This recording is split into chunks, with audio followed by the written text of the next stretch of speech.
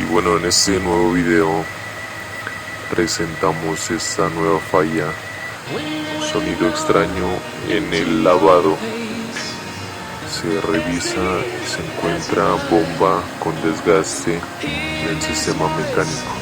Se realiza mantenimiento preventivo, lubricación de motor eléctrico, cambio de engranes para agitador y se deja funcionando correctamente.